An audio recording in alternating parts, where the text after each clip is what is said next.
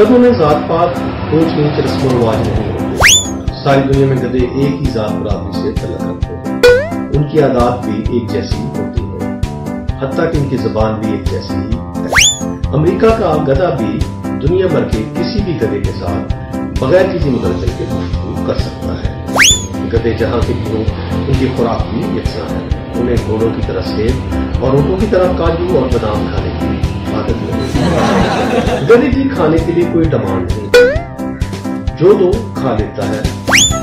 हत्ता कि टैंटी पीता है, घी और गीली चीनी भी खा जाता है।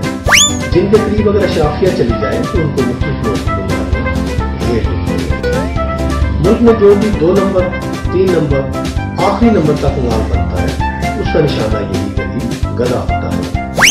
गर्मी हो चाहे 50 डिग्री और सर्दी चाहे रगों में लहू जमा दे, उसकी बर्दाश्त कौन है। गधा मिनरल वाटर है, उसको चाहे वासा का पानी पिला दो, चाहे किसी जौहर में उतार दो, चुपचाप लहू के दूध के साथ पानी के पी लेता है। गधे के यहाँ अगर गधा पैदा हो, गधे के यहाँ वैसे गधा ही पैदा होता है। तो वो शुरू दिन से ही माँ बाप के साथ काम पर निकल जाता है।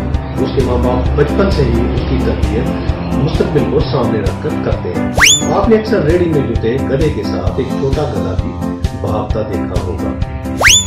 बाज़ औक़ात माँ की ममता गधे को इंसान बनाने पर खुल जाती है, उसको पढ़ाना चाहती है। माँ की आंखों से मुतासर होकर बाप उसको खोटी स्कूल में दाखिल करवा देता है। यहाँ 5 साल गुजारने के बाद वो गधा ही रहता है, इंसान नहीं मिल सकता। और खोटी स्कूल के उस्ताद साहबान हाथ जोड़कर उसके बाप से कहते हैं, गधे पर जितनी मर्जी किताबें लाते हैं वो गधा ही रहेगा। इस खोते को ले जाए, ये दूसरों को भी बदला